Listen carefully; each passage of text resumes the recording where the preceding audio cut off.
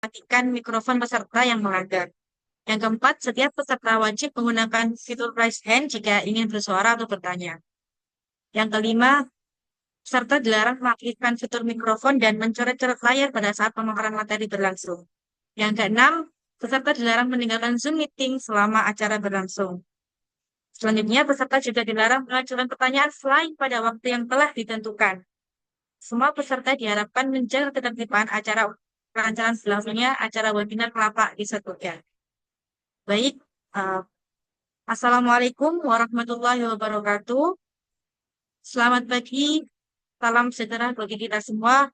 Om Swastiastu, Namo Buddhaya, salam kebajikan. Yang terhormat, Ibu Ajeng Titana Wangsari SIMAAK, selaku Ketua Laboratorium Pojok Statistik UIN Sunan Ampel, Surabaya. Yang terhormat, Ibu Penny Meivita SSIMM, selaku Ketua Tim PJS Jawa Timur. Yang terhormat, Ibu Dewi Rizka Setianingrum SDRS selaku narasumber kita hari ini, serta seluruh peserta webinar yang luar biasa. Selamat datang dan selamat bergabung. Alhamdulillah, puji syukur kita panjatkan kehadirat Tuhan Yang Maha Esa, karena atas rahmatnya kita bisa berkumpul di acara webinar Kelapa episode 3 kali ini dengan tema mengenal analisis dari data menjadi cerita. Perkenalkan, saya Lailatul Musyarofa, dan pada pagi hari ini saya akan membersamai Bapak, Ibu, dan teman-teman semua sebagai Master of Ceremony. Sebelum kita masuk ke acara inti, perkenankan saya untuk membacakan susunan acara pada pagi hari ini. Yang pertama ada pembukaan, kemudian menyanyikan lagu Indonesia Raya dan himne UINSA. Yang ketiga sambutan-sambutan. Yang keempat pemaparan materi dan sesi tanya jawab. Kemudian ada kuis berhadiah juga, dan yang keenam penutup dan sesi foto bersama. Untuk mengawali kegiatan kita, mari kita buka acara ini dengan membaca basmalah bersama-sama. Bismillahirrahmanirrahim. Selanjutnya, mari bersama-sama menyanyikan lagu kebangsaan Indonesia Raya dan himne UINSA. Kepada tim yang bertugas dipersilahkan.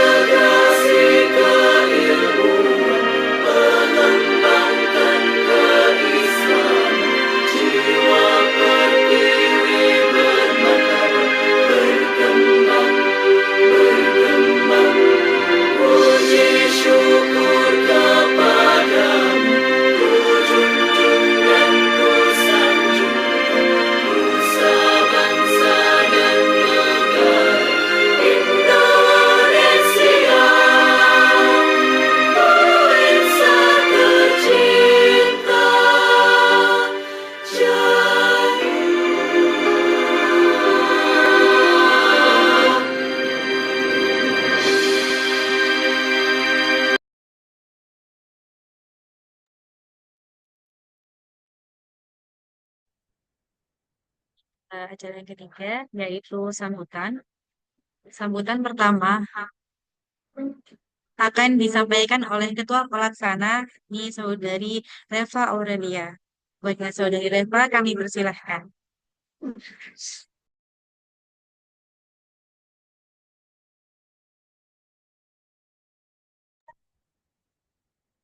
Baik, Assalamualaikum warahmatullahi wabarakatuh. Selamat pagi semuanya dan salam sejahtera untuk kita semua. Puji syukur kita panjatkan kehadirat Allah karena atas rahmat dan karunia-Nya kita semua dapat berkumpul pada acara Kelapa episode 3 ini.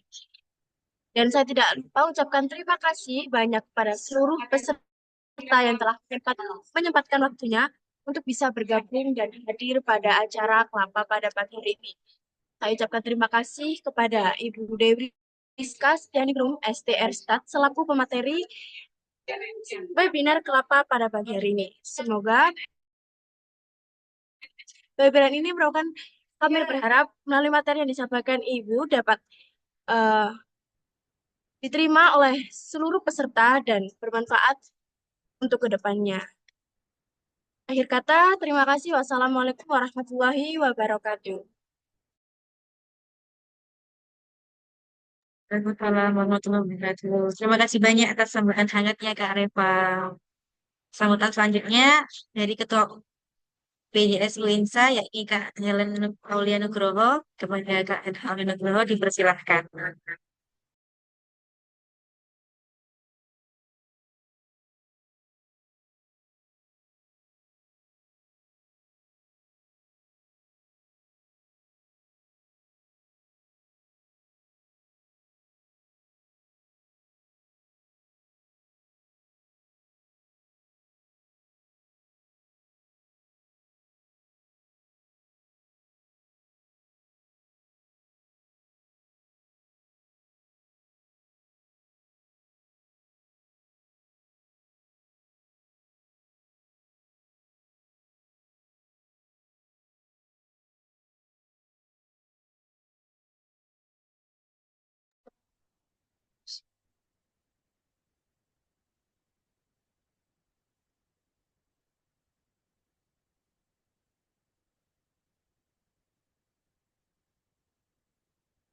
Assalamualaikum warahmatullahi wabarakatuh. Selamat pagi dan salam sejahtera bagi kita semua. Saya selaku waktu Universitas TV.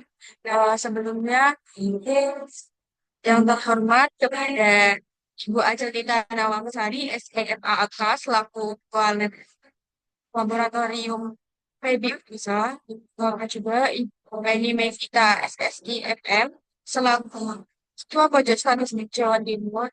Terhormat juga kepada teman-teman semua yang saya cintai. Tanpa berlama-lama, saya mengucapkan terima kasih kepada para peserta, staf panitia yang sudah meluangkan waktunya untuk mengikuti acara Kelapa Tiga ini, yaitu mengenal analisis distribusi dari data menjadi cerita. Itu sangat-sangat materi yang harus kalian dengarkan karena ini tuh menarik banget buat teman-teman. Apalagi kalau kita membaca data itu pusing banget ya teman-teman. Kayak gimana sih cara ngedeskripsiinnya kayak gitu. Jadi jangan lupa didengarkan sampai akhir dan semoga bermanfaat untuk teman-teman semua. Terima kasih. Assalamualaikum. Bisa. Kenapa nggak bisa? Saya lihat sekalian. Kalian cek.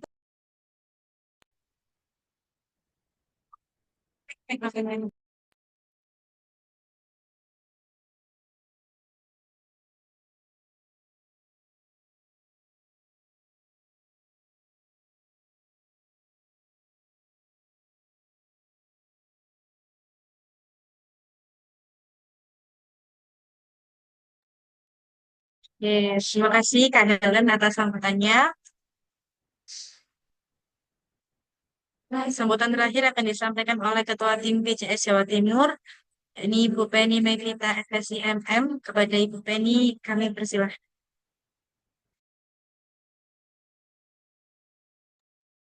Ya baik, Assalamualaikum warahmatullahi wabarakatuh. Selamat pagi teman-teman. Mohon maaf sebelumnya karena Ibu Penny tidak bisa menghadiri eh, episode kelapa kali ini, jadi izinkan saya menggantikannya. Jadi untuk episode kelapa kali ini kita mulai masuk ke analisis ya, di mana yang sebelum-sebelumnya itu yang pertama kita sudah mulai mengenali indikator ekonomi di yang dihasilkan oleh Badan Pusat Statistik. Lalu selanjutnya gimana caranya persiapan data ya, data preparation yang kita sebut dengan data wrangling ya, yang dibawakan oleh Mas Eko kemarin itu untuk bagaimana persiapan data itu sebelum dilakukan pengolahan atau analisis gitu ya. Nah, selanjutnya pada kali ini kita akan mencari tahu ini ya gambaran data. Jadi kalau sebelum masuk ke analisis itu kita tuh perlu tahu ya datanya itu seperti apa, data yang kita hadapi itu seperti apa, gambarannya seperti apa, lalu eh, patternnya seperti apa. Nah itu kita bisa melihatnya dari analisis deskriptif. Nah pada episode kali ini akan dibawakan dipresentasikan, disampaikan oleh Ibu Dewi Rizka Stianingrum. Nah, pada kali ini mohon untuk disimak baik-baik ya teman-teman, karena ini merupakan langkah awal dari analisis ya, yaitu analisis deskriptif. Jadi eh, semoga bisa bermanfaat bagi teman-teman yang mulai melakukan penelitian dan mulai melakukan tugas akhir ya. Baik, mungkin segitu saja. Terima kasih bagi yang telah menyempatkan waktu. Wassalamualaikum warahmatullahi wabarakatuh.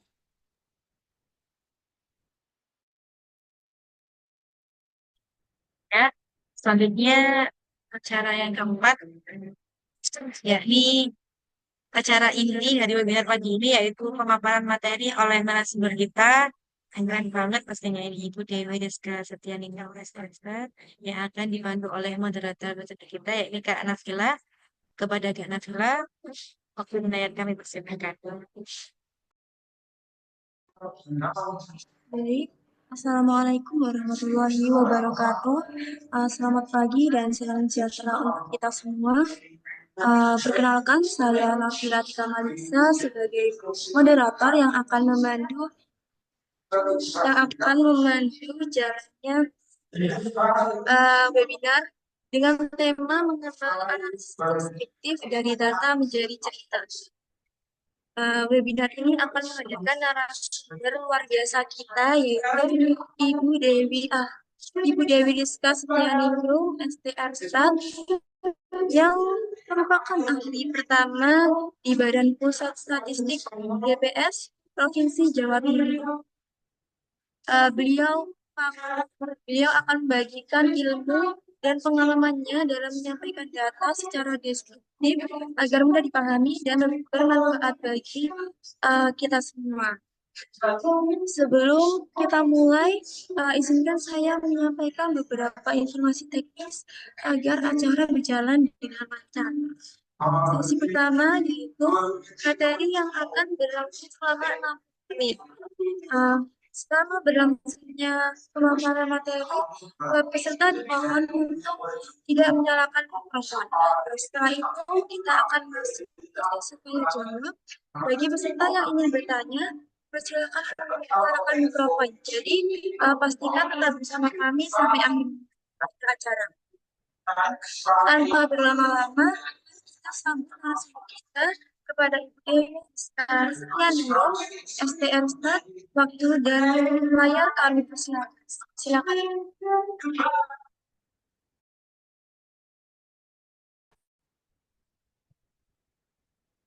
Baik, terima kasih Mbak Nafila. Mohon izin, teman, saya izin mematikan video ya, karena dari tadi ini keluar masuk. Sebelumnya, apakah suara saya bisa terdengar dengan jelas? Terdengar, Bisa, Ibu.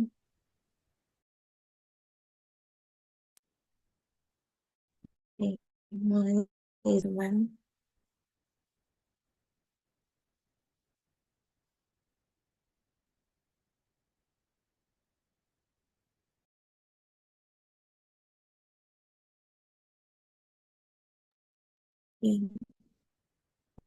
Apakah share screen-nya sudah terlihat?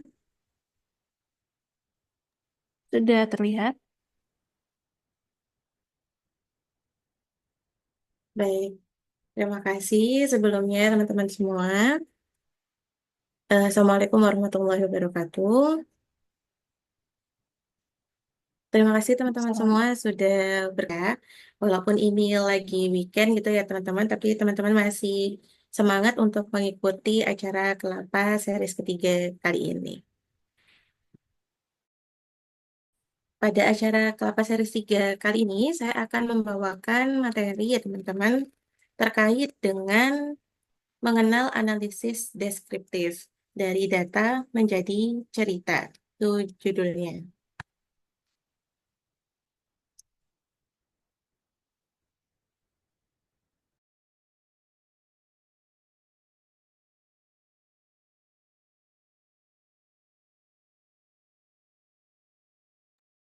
Nah, pada pembahasan materi kali ini itu akan beberapa bagian ya teman-teman ya. Yang pertama adalah definisi analisis deskriptif. Lalu yang kedua ini, yang kedua, ketiga, dan keempat ini teman-teman merupakan empat kunci utama gitu ya dalam analisis deskriptif seperti itu. Jadi yang nanti yang kedua itu adalah terkait dengan ukuran pusat data. Lalu yang ketiga ukuran data.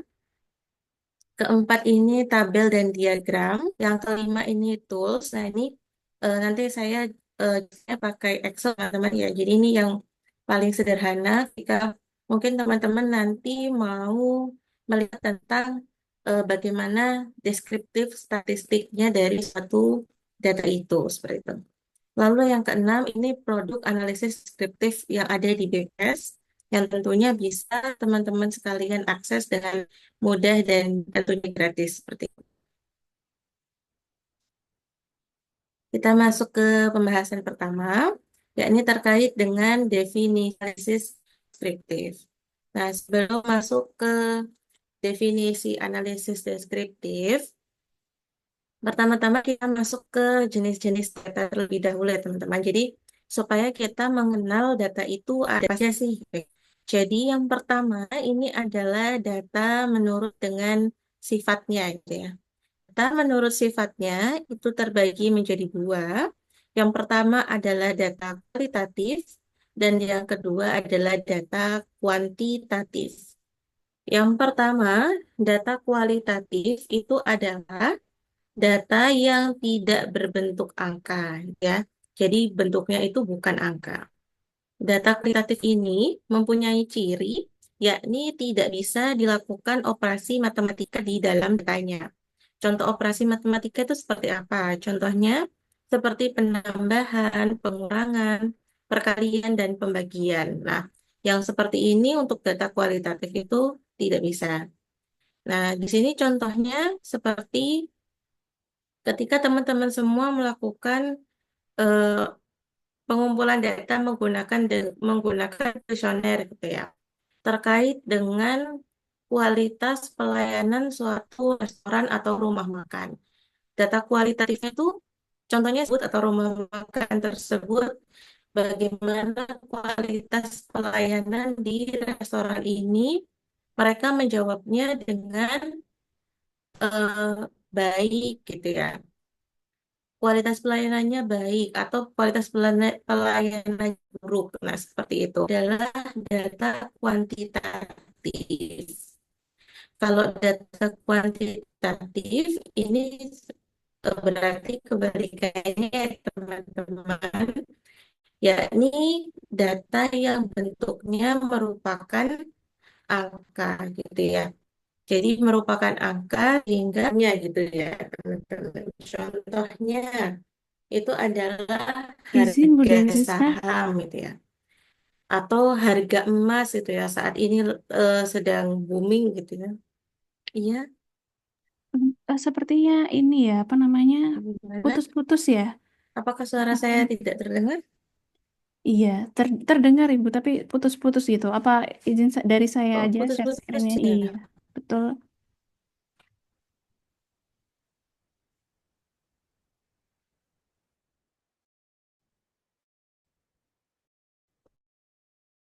Oh iya,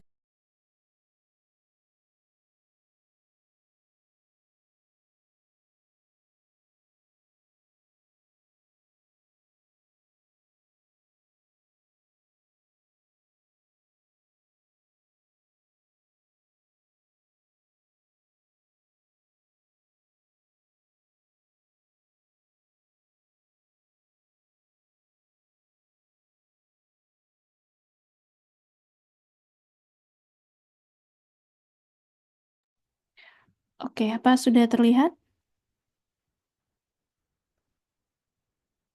iya sudah. Oke, sebentar saya next dulu. Kalau Oke, saya monggo silakan. ini apa?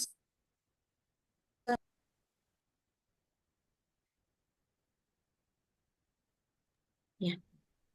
Eh, apakah sekarang suaranya sudah terdengar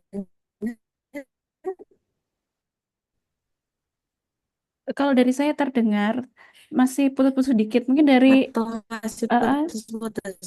masih putus-putus sedikit. Kalau dari agen gimana? Sudah terdengar belum?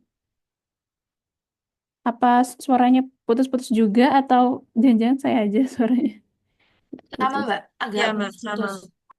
Putus-putus ya. Oke, oke. Mat-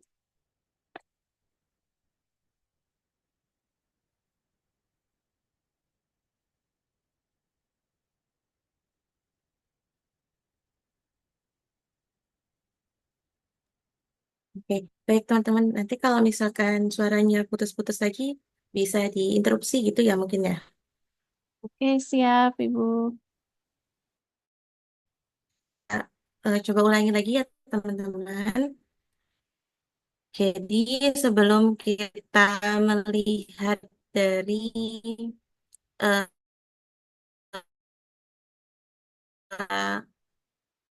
jenis-jenis datanya, gitu. Yang pertama itu adalah data menurut dengan sifatnya itu ya teman-teman. Jadi data menurut sifatnya di sini ada yang pertama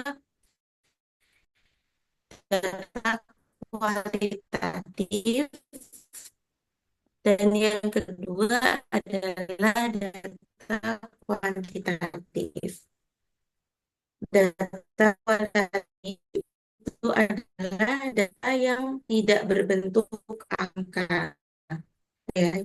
Jadi dia bentuknya bukan angka gitu, teman-teman. Kualitas pelayanan di suatu ruang makan gitu ya. Nah, ketika teman-teman melakukan pengambilan data di restoran atau yang data bahwa kualitas pelayanan di restoran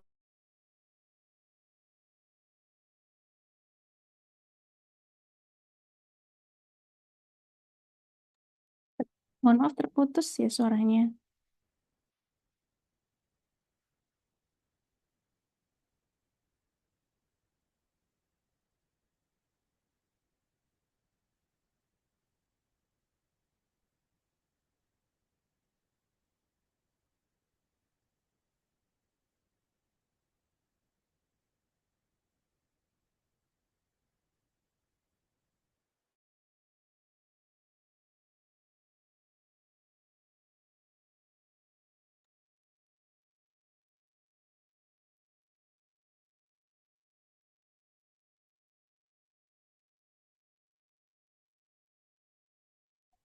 Mohon maaf Ibu Dewi Rizka, terputus ya suaranya.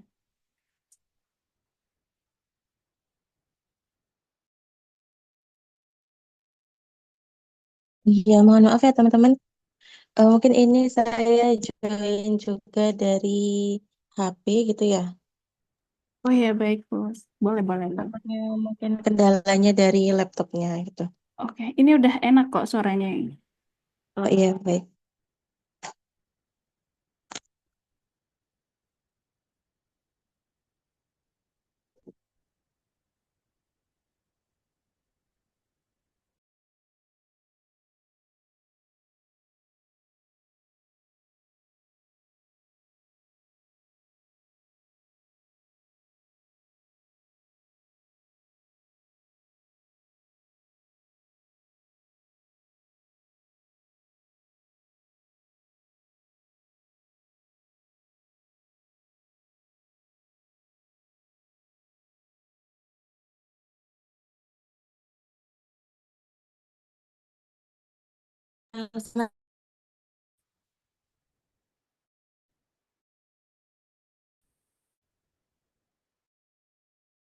Apakah saya terdengar? Kalau di saya terdengar, tapi masih putus-putus. Kalau dari agen gimana, Nova? Dari Nova masih terdengar nggak? Sama, Mbak.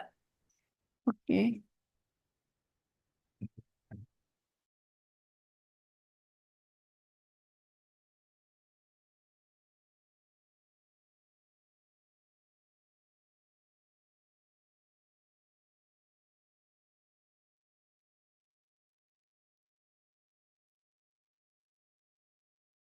Oke. Kalau misal sekarang dari HP apakah terdengar ya? Terdengar. Kalau sekarang. Oke.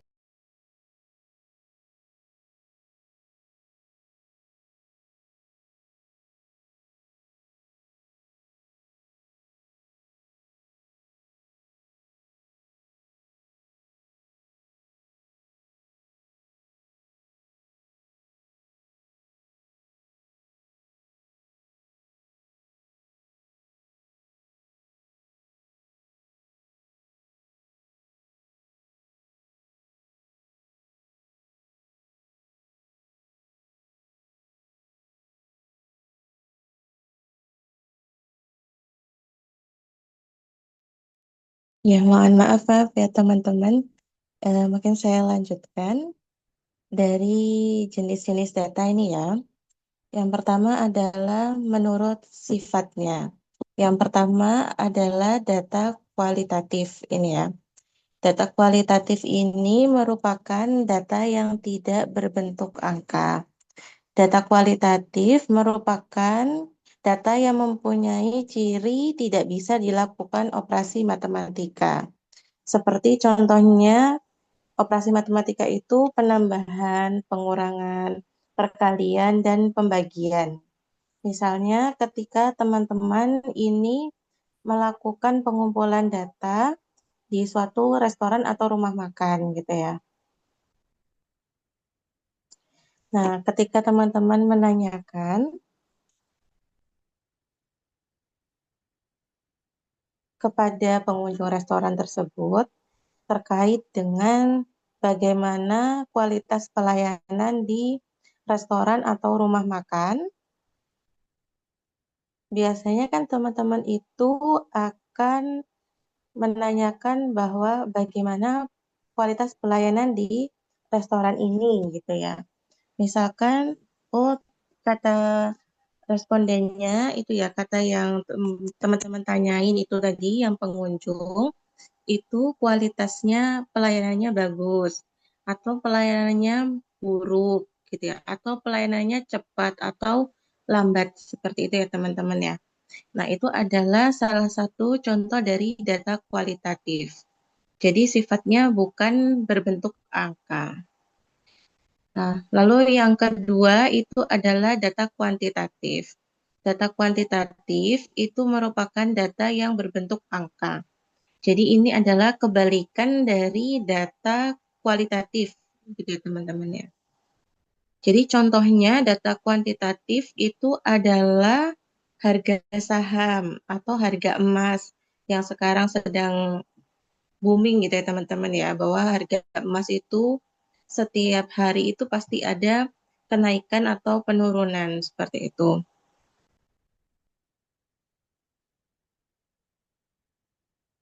Lalu selain dari contoh yang data kuantitatif tadi, itu adalah contohnya lagi adalah terkait dengan besarnya pendapatan gitu ya teman-teman ya. Besarnya pendapatan dari data kuantitatif seperti itu. Lalu selanjutnya itu adalah data kalau kita lihat menurut sumber datanya gitu ya teman-teman ya. Yang pertama itu adalah data internal gitu ya. Yang kedua adalah data eksternal. Data internal itu data dari dalam suatu organisasi atau instansi gitu ya misalkan. Nah, di mana data tersebut itu dapat menggambarkan keadaan organisasi atau instansi tersebut. Contohnya, jumlah karyawan, jumlah pegawai gitu ya, atau jumlah modal dari suatu perusahaan, atau jumlah barang yang diproduksi oleh perusahaan tersebut. Seperti itu, teman-teman. Jadi, terkait dengan data yang memang hanya dimiliki oleh organisasi atau instansi itu sendiri. Yang kedua, ini adalah data eksternal. Kalau data eksternal yaitu data dari luar organisasi, gitu ya, teman-teman. Yang dapat menggambarkan faktor-faktor yang sekiranya itu mungkin mempengaruhi hasil kerja atau hasil kerja dari suatu organisasi, gitu ya. Contohnya itu misalkan data terkait dengan daya beli masyarakat gitu ya, yang mempengaruhi hasil penjualan suatu perusahaan seperti itu. Lalu yang ketiga ini adalah data menurut dengan cara memperolehnya. Itu ada dua ya teman-teman ya. Jadi yang pertama adalah data primer gitu ya. Data primer atau primary data gitu ya. Yaitu data yang dikumpulkan sendiri oleh perorangan gitu ya. Misalkan kalau teman-teman melakukan penelitian gitu ya, melakukan pengambilan data. Nah, kayak contohnya tadi ketika saya menjelaskan terkait dengan data yang bentuknya adalah kualitatif gitu ya.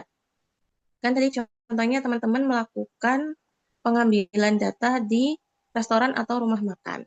Nah, yang seperti itu, teman-teman itu juga dianggap sebagai melakukan pengumpulan data primer disebutnya gitu ya teman-teman. Karena dilakukan secara langsung ya, dilakukan sendiri oleh perorangan maupun suatu organisasi atau instansi secara langsung gitu ya dari objek yang diteliti untuk kepentingan studi yang bersangkutan, yang dapat berupa interview, contohnya tadi yang wawancara langsung, bertanya kepada pengunjung, dan sebagainya. Lalu observasi atau melihat secara langsung gitu ya teman-teman. Ya, jadi nggak bertanya, tapi observasi itu juga bisa dilihat sebagai data primer, seperti itu. Contohnya lagi kalau misalkan di BPS, itu kan BPS juga melakukan sensus atau survei gitu ya teman-teman. Nah, sensus atau survei itu juga merupakan data primer ya yang dihasilkan oleh BPS seperti itu. Lalu yang kedua terkait dengan cara memperolehnya itu ada data sekunder gitu ya. Yakni data yang diperoleh atau dikumpulkan dan disatukan oleh studi-studi sebelumnya gitu ya, ataupun yang diterbitkan oleh instansi lain. Biasanya sumber tidak langsung merupakan contohnya adalah dokumentasi itu ya, atau dari arsip-arsip seperti itu. Nah, ya teman-teman ya, data sekunder. Jadi ketika misalkan teman-teman mengambil data gitu ya dari websitenya BPS, nah itu bisa disebutnya sebagai data sekunder gitu ya. Tuh, kalau dari BPS-nya gitu ya teman-teman, kalau dari segi BPS, semisal tadi yang survei atau sensus yang dikumpulkan oleh BPS, itu kan dari sisi BPS-nya merupakan data primernya BPS. Nah, kalau dari sisi BPS, data sekundernya BPS itu Contohnya misalkan data yang diambil dari dinas lain seperti itu. Kan ada beberapa data juga yang kita berkolaborasi dengan meminta datanya dari dinas lain sebagai pengumpul data awalnya seperti itu ya teman-teman. Tapi kalau dari sisi teman-teman misalkan sebagai mahasiswa yang sedang melakukan penelitian, data primer itu contohnya tadi seperti ketika teman-teman itu melakukan pengumpulan data dengan bertanya secara langsung atau wawancara ke pengunjung restoran tadi seperti itu. Kalau data sekunder untuk teman-teman dari sisi teman-teman sebagai mahasiswa, contohnya ketika teman-teman mengambil data dari websitenya BPS seperti itu. Lalu yang keempat ini adalah data menurut waktu pengumpulannya. Ini dapat dibagi menjadi dua. Yang pertama merupakan data cross section gitu ya. Yaitu data yang dikumpulkan pada suatu waktu tertentu gitu ya, teman-teman. Jadi ada satu titik waktu tertentunya ya untuk menggambarkan keadaan dan kegiatan pada waktu tersebut. Contohnya ketika teman-teman tadi menanyakan terkait dengan kepuasan pelayanan di restoran di hari Sabtu tanggal 26 April 2025. Nah, itu berarti data cross section karena hanya di satu waktu tersebut. Nah, yang kedua adalah data berkala gitu ya, atau disebutnya dengan data time series lebih terkenalnya itu ya teman-teman. Yakni data yang dikumpulkan dari waktu ke waktu, yakni time by time gitu ya, untuk melihat perkembangan suatu kejadian atau kegiatan selama periode tersebut gitu ya. Misalkan dalam 1 tahun gitu ya teman-teman, atau dalam 10 tahun. Nah, itu merupakan contoh dari time series data gitu ya. Contohnya ini. Contohnya adalah harga sembako gitu ya. Harga beras dari bulan Januari sampai dengan bulan Desember di tahun 2024. Nah, kita kumpulkan datanya ya. Harga beras itu setiap harinya gitu misalkan teman-teman, setiap harinya selama 1 tahun. Nah, dengan seperti itu berarti menjadi data time series untuk teman-teman ya. Lalu bisa next, Mary. Nah, ini adalah kita setelah membahas tentang jenis data itu ya teman-teman ya, menurut sifatnya, menurut tadi adalah menurut sifatnya, lalu menurut sumbernya, menurut cara memperolehnya, menurut waktu pengumpulannya. Nah, sekarang kita membahas tentang tipe skala data gitu ya teman-teman ya. Jadi, tipe skala data itu ada 4, skala nominal, skala ordinal, skala interval, dan skala rasio gitu ya teman-teman ya. Nah, itu. Jadi kalau yang skala nominal itu merupakan data yang tingkat pengukurannya paling sederhana itu teman-teman, itu skala nominal. Nah, dasar penggolongan ini itu supaya kategorinya itu tidak tumpang tindih gitu ya teman-teman ya. Nah, di sini kalau data nominal itu bagaimana kedudukan kategori pertama dengan kategori kedua itu tidak direfleksikan gitu ya teman-teman ya, nggak dibedakan gitu ya, tetapi cuma sekedar label atau kode saja gitu ya. Contohnya gimana maksudnya, misalkan mobil, ada kategori sedan, terus mobil minivan atau mobil truk gitu ya misalkan. Nah, yang seperti itu termasuk sebagai skala nominal. Jadi memang ada kategorinya ya. Tadi contohnya mobil ini termasuk golongan mobil sedan. Kalau yang ini termasuk golongan mobil minivan. Yang ini termasuk golongan mobil truk gitu ya. Ada penggolongannya, tapi tidak menentukan adanya kategori yang mana yang lebih tinggi atau lebih rendah gitu ya teman-teman ya. Jadi sifatnya setara. Contohnya lagi, kalau data nominal itu adalah data terkait dengan jenis kelamin gitu ya teman-teman ya. Perempuan dan laki-laki gitu ya. Ada kategorinya, oh yang ini termasuk perempuan, yang ini termasuk laki-laki, tapi tidak dijadikan suatu perbandingan bahwa mungkin laki-laki yang lebih tinggi daripada perempuan atau perempuan yang lebih tinggi daripada laki-laki. Secara kategori tidak seperti itu ya.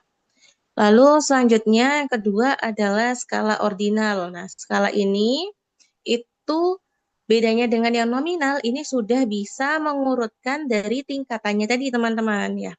Tingkatannya bisa diurutkan dari yang paling rendah ke tingkatan yang paling tinggi menurut atribut tertentu gitu ya.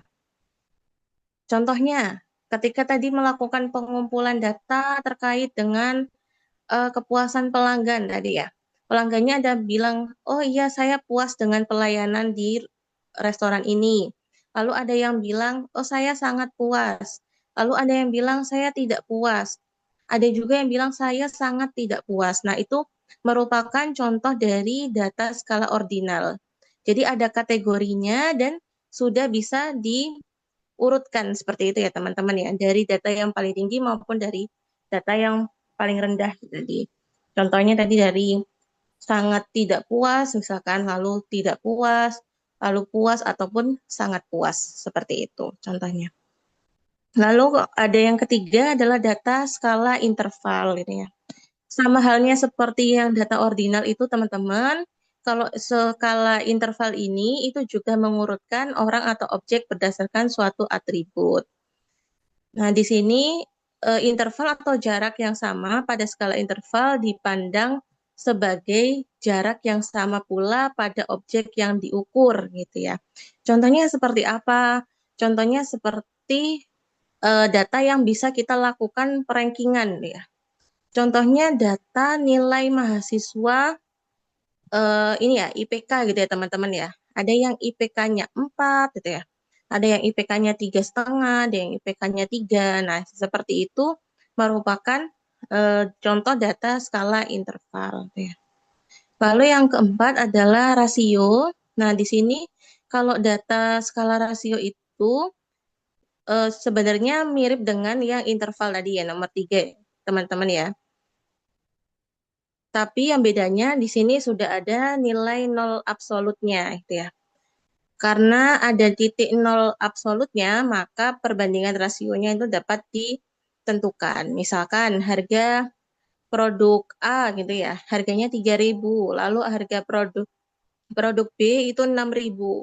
Nah, di sini kita bisa bilang bahwa oh harga produk B itu 2 kali lebih mahal daripada harga produk A gitu ya teman-teman. Berarti itu merupakan contohnya data skala rasio gitu ya. Jadi ada titik nol absolutnya. Karena kan kalau harga itu dimulai dari harga nol itu tadi, nol absolut. Kalau yang interval itu kan rentang ya. Kalau eh, nilainya 4 itu harus segini, kalau nilainya 3,5 harus segini, itu contohnya data interval. Selanjutnya,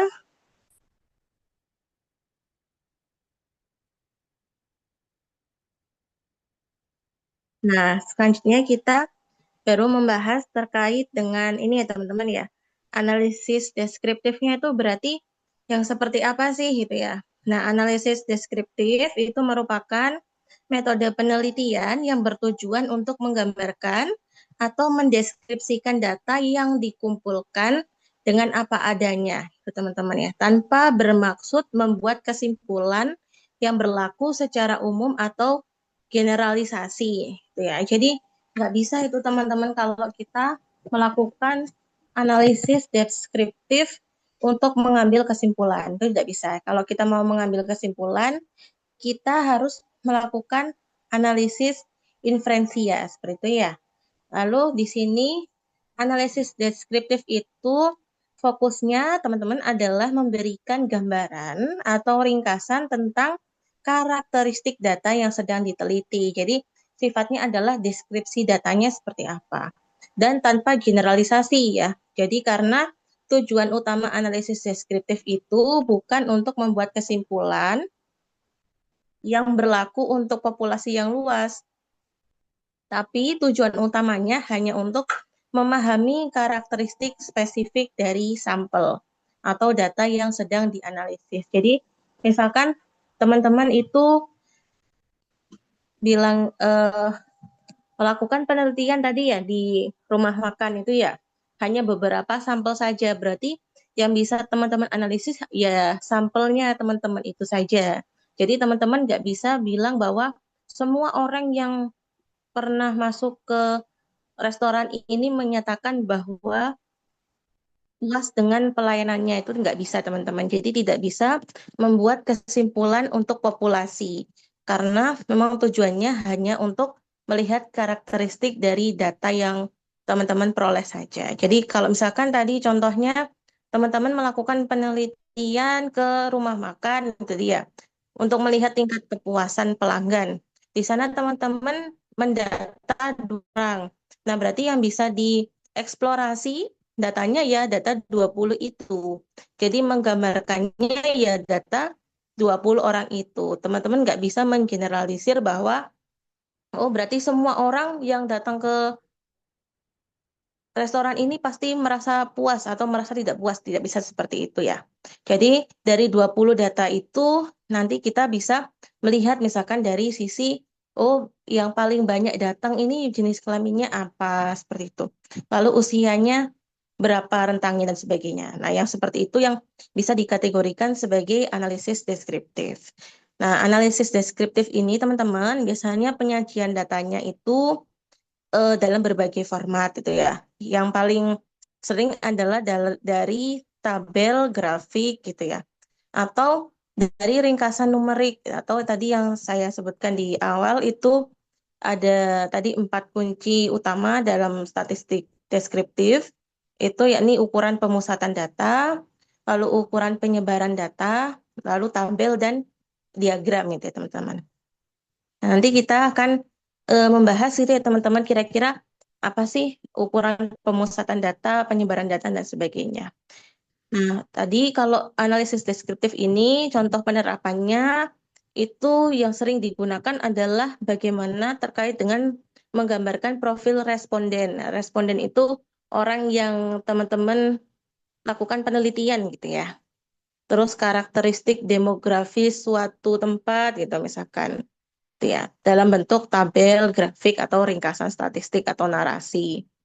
Nah, kapan sih digunakan analisis deskriptif ini?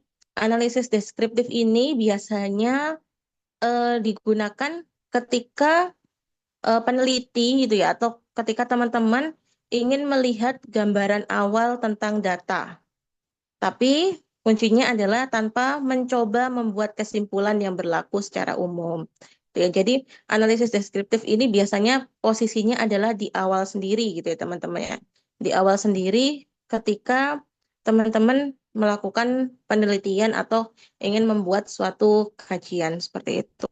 Lalu perbedaannya dengan analisis inferensia itu apa? Kalau analisis inferensia itu teman-teman tujuannya untuk membuat kesimpulan tentang populasi berdasarkan sampel dan tentunya ada kaidah-kaidah statistik yang harus terpenuhi gitu ya teman-teman. Kalau analisis inferensia, jadi ketika walaupun teman-teman hanya melakukan sampling gitu ya, nggak melakukan sensus secara menyeluruh kepada populasi, tapi itu bisa diambil kesimpulan secara generalnya kalau pakai analisis inferensia. Tapi kalau pakai analisis deskriptif itu hanya bisa menggambarkan sampel yang diteliti.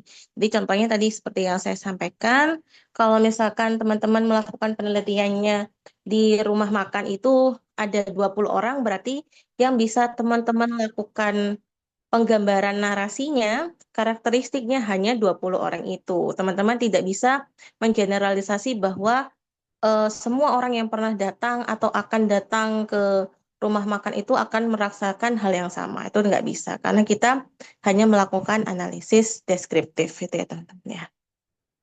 Oke, Mbak Ari, bisa selanjutnya. Nah, kita sekarang masuk ke ukuran pemusatan data ya teman-teman ya. Nah, di sini ukuran pemusatan data yang biasa digunakan itu ada 3, yakni mean, median, dan mode gitu ya bahasa Inggrisnya. Kalau bahasa Indonesianya modus gitu ya, teman-teman ya. Mean itu rata-rata gitu ya, teman-teman ya. Angka yang diperoleh dari pembagian penjumlahan nilai-nilai dengan jumlah atau banyaknya data. Misalkan teman-teman punya data itu tinggi badan gitu ya. Tinggi badannya ada 150, 160, dan 170, ada 3 orang. Berarti ketika teman-teman nanti ingin melakukan pengukuran mean atau rata-rata, berarti caranya adalah dengan menjumlahkan tadi 150 tambah 160 ditambah 170, lalu dibagi dengan 3, karena jumlah datanya ada 3, itu ya teman-teman ya. Nah, contohnya seperti yang ilustrasi yang ada di bawah itu. Jadi yang rata-rata itu ya teman-teman ya. Lalu yang median ini adalah nilai yang membagi sekelompok data menjadi 2 bagian sama besar setelah data tersebut diurutkan. Jadi teman-teman kalau misalkan punya data itu kan tidak selalu urut gitu ya dari awal gitu ya. Misalkan teman-teman ketika melakukan pendataan terkait dengan melakukan pendataan terkait dengan kepuasan pelanggan tadi. Nah, selain bertanya tentang kepuasan pelanggan, teman-teman juga bertanya terkait umur misalkan ya, umur dari pelanggan itu. Kan tidak selalu, misal teman-teman ke pengunjung pertama lalu dijawab umurnya misalkan, oh saya 17 tahun.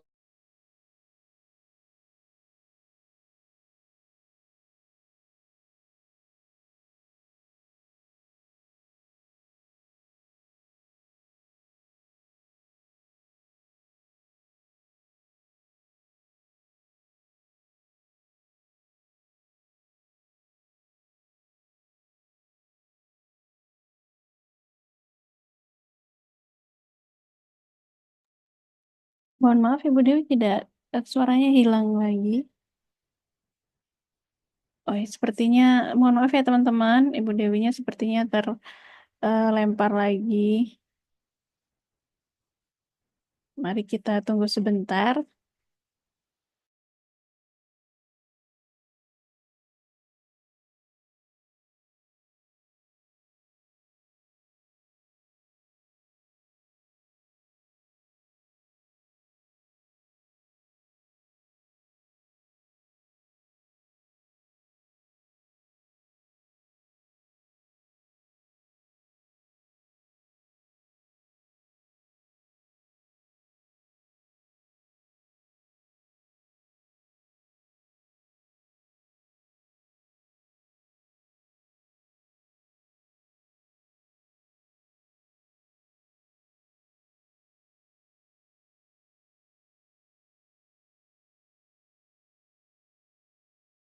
Maaf ya teman-teman ya, tadi keputus ya. Kalau sekarang Iya, sudah masuk lagi ya. sudah Mohon maaf, masuk lagi. ini banyak kendalanya ternyata. Nggak apa-apa. Monggo Ibu Dewi. Ya, baik. Tadi eh, dari median ya teman-teman ya. Jadi median itu nilai yang bagi sekelompok data menjadi 2 bagian sama besar setelah data tersebut diurutkan.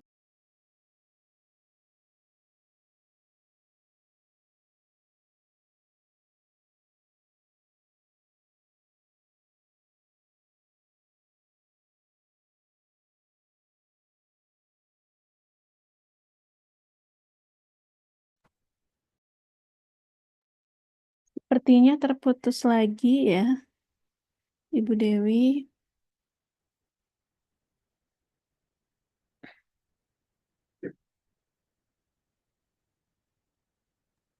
Oh, Iya, sudah, sudah masuk lagi. suaranya ya. Oke teman-teman. Jadi Oke. tadi yang median itu tadi ya membagi dari 2 kelompok data menjadi 2 sama besar itu ya teman-teman ya. Jadi contohnya ketika teman-teman melakukan pengumpulan data di rumah makan tadi.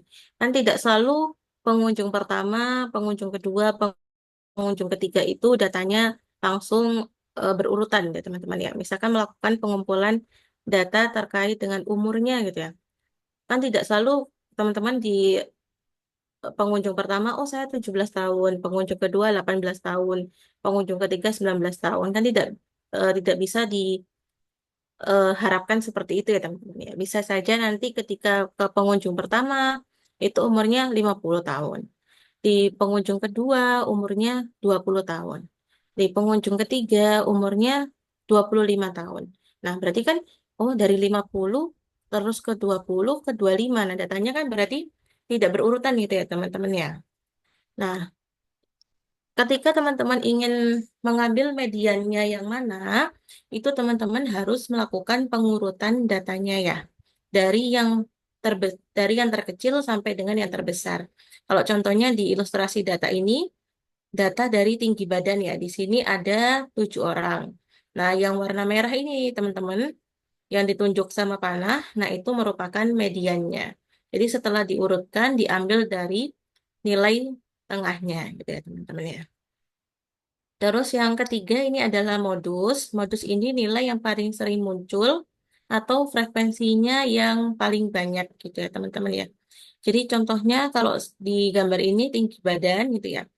Mana yang merupakan modus itu ya, nilai yang paling sering muncul. Nah, di sini ada yang warna merah ini ya, laki-laki dan perempuan ternyata tinggi badannya sama. Sedangkan kalau dilihat dari teman-temannya yang lain ya, teman-teman yang warna biru-biru ini, kan ini totalnya ada 7 data ya. Ternyata 2 data itu nilainya sama tinggi badannya. Misal saya anggap nilainya 150 cm. Nah, berarti 2 ini merupakan modus. Modusnya adalah 150 cm. Seperti itu. Oke, selanjutnya. Nah, ini ketika teman-teman tadi ingin melakukan ukuran pemusatan data berupa median, nah teman-teman harus melihat lagi dari jumlah sampelnya gitu ya. Jumlah sampelnya itu ganjil atau genap gitu teman-teman ya. Kalau jumlah sampelnya itu ganjil, contohnya yang pertama ini ada 7 orang, berarti sudah jelas ketika teman-teman urutkan dari yang terkecil sampai yang terbesar gitu ya. Kalau dari sini di ilustrasinya adalah dari tinggi badan, berarti dari yang pendek sampai yang paling tinggi. Nah, yang di tengah-tengah yang nomor 4 itu setelah diurutkan merupakan mediannya. Tapi kalau misalkan datanya itu genap bagaimana? Contohnya yang kedua itu ya teman-teman ya. Ada 8 orang. Nah, berarti datanya yang bisa menjadi median adalah nilai dari 2 tinggi badan. Yakni kan ini contohnya ada 8, berarti mediannya ada di data ke-4 dan ke-5. Misalkan ya, data ke-4 itu 150 cm. Data ke-5-nya itu 160 cm. Nah, mediannya berarti 150 tambah 160 dibagi 2, 155 cm.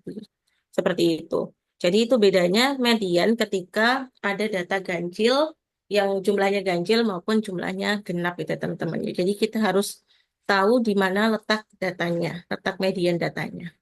Nah, di sini teman-teman, apa keunggulan dari median itu ya? Median itu resisten ya, teman-teman ya. Resisten terhadap nilai yang ekstrim atau biasa disebut outliers atau pencilan gitu ya. Maksudnya apa ya? Kok disebut resisten ya? Jadi, kalau misalkan ini ya, yang paling tinggi ini, yang di paling kanan sendiri. Kalau misalkan ini tinggi badannya, misalkan rata-rata orang di Indonesia, misalkan 160 gitu ya, kalau perempuan, teman-teman ya. Misalkan ada perempuan tapi tinggi badannya itu 210 cm. Nah, tapi dia kan akan menjadi yang paling tinggi ya, yang di paling akhir urutannya karena paling tinggi. Nah, walaupun tinggi badannya itu 180 ataupun 200 ataupun 300 mungkin itu tidak akan mempengaruhi dari nilai mediannya. Karena nilai mediannya tetap yang ada di urutan tengah-tengah itu tadi yang nomor 4 ini ketika datanya merupakan data ganjil jumlahnya 7 orang gitu ya teman-teman ya. Jadi mau ada nilai outliers yang sangat tinggi maupun ya outlier sangat rendah, nilai mediannya akan tetap. Makanya dia disebut resisten terhadap extreme values. Ya. Nah, kalau mean itu bedanya, kalau mean atau rata-rata itu tidak robust gitu ya teman-teman ya, tidak kokoh atau eh, gampang terpengaruh gitu ibaratnya. Kalau misalkan ada outlier, kenapa? Nah, misalkan tadi ya dari 7 orang ini rata-ratanya tinggi badannya adalah 150 cm. Nah, ketika yang orang yang paling tinggi itu yang paling terakhir itu teman-teman ya, itu saya ganti orangnya. Jadi yang tingginya 250 cm. Nah, itu jelas nilai rata-ratanya akan sangat berbeda dari yang rata-rata awal tadi 150. Nah, itu makanya dibilang bahwa mean atau rata-rata itu tidak robust terhadap outliers. Sedangkan kalau median nilai tengah itu resisten terhadap outliers. Seperti itu. Selanjutnya, kita masuk ke ukuran penyebaran data gitu ya teman-teman ya. Kalau tadi ukuran pemusatan data. Kalau ukuran penyebaran data ini, kita ingin melihat bagaimana sih sebaran dari data yang sudah kita kumpulkan. Yang pertama, itu adalah ada namanya standar deviasi dan varian ya.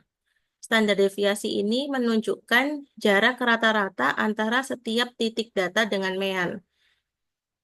Nah, makanya ketika kita ingin mengetahui tentang ukuran penyebaran data, kita harus mempelajari dulu ukuran pemusatan datanya. Karena ukuran penyebaran data ini juga ada hitungannya dari ukuran pemusatan data. Contohnya ini mean ya, atau rata-rata gitu ya teman-teman. Nah, terus kalau varians itu adalah nilai tengah kuadrat simpangan dari nilai tengah atau rata-rata atau simpangan rata-rata kuadrat. Atau gampangnya kalau varians itu nilai kuadratnya dari standar deviasi gitu ya. Jadi itu dari titik datanya, misalkan tadi yang 150 cm dengan rata-ratanya juga 150 cm. Oh, berarti jaraknya itu 0 gitu ya teman-teman ya. Kan nggak ada jaraknya kan, sama. Terus kalau misalkan dibandingkan dengan yang paling tinggi, misalkan yang 180 cm dengan 150 cm kan ada selisihnya. Nah, itu berarti standar deviasinya berapa. Nah, itu. Terus kalau range, itu yang kedua itu teman-teman ya, ini adalah perbedaan atau selisih antara nilai minimum dengan nilai maksimum. Jadi nilai maksimum dikurangi nilai minimum itu yang disebut sebagai range.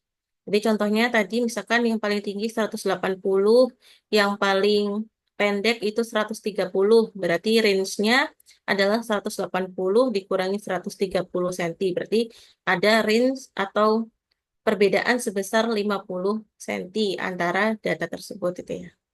Nah, terus yang selanjutnya adalah interquartile range atau IQR ya teman-teman ya. Ini selisih antara nilai kuartil ketiga dengan kuartil pertama atau Q3 dikurangi Q1. Nah, kalau median itu nama lainnya adalah Q2 ya teman-teman ya.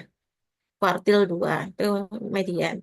Kalau kuartil lainnya, kan namanya kuartil itu kan membagi data menjadi 4 gitu ya teman-teman ya. Nah, terus nanti ada nilai Q3, ini 25% teratas, lalu Q2 yang nilai tengahnya atau disebutnya mediannya, lalu Q1 ini 25% terbawah gitu ya. Karena kan 100% dibagi 4 gitu ya. Jadi masing-masing ada 25% gitu ya.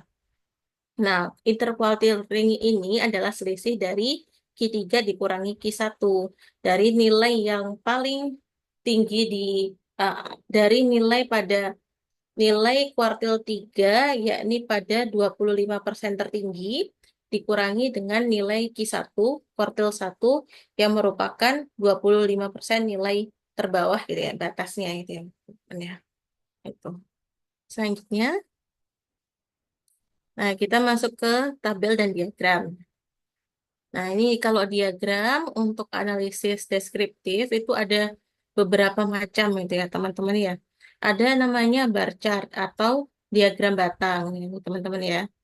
Nah, di sini biasanya teman-teman kalau misalkan melihat ada publikasi atau melihat ada jurnal, artikel dan sebagainya, kalau yang pakai analisis deskriptif itu umumnya yang paling banyak dipakai itu antara dengan diagram batang ini ya yang pertama, lalu yang diagram garis atau line diagram ini ya. Lalu yang sering lagi adalah yang pie chart ini ya, diagram lingkaran ini teman-teman ya. Selain itu juga ada namanya box plot, terus histogram sama scatter diagram itu ya teman-teman ya.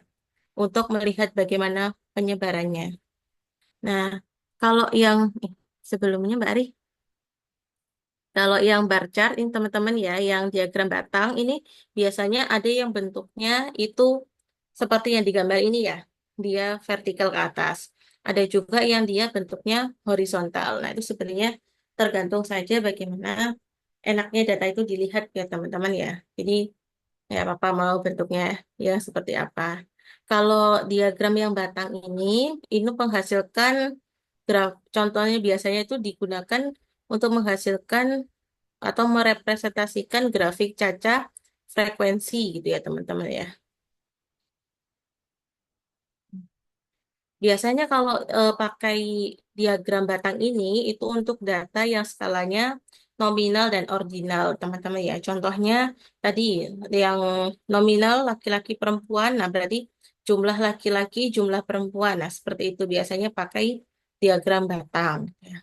Kalau yang pie chart ini ya, yang diagram lingkaran itu menghasilkan sebenarnya grafik berupa potongan lingkaran atau seperti kue pie gitu ya teman-teman ya. Nah, data yang sering digunakan juga skalanya nominal dan ordinal. Contohnya laki-laki perempuan tadi kita ingin melihat proporsi gitu ya teman-teman ya. Proporsi lebih banyak laki-laki atau lebih banyak perempuan. Nah, itu bisa teman-teman menggunakan pie chart itu tadi.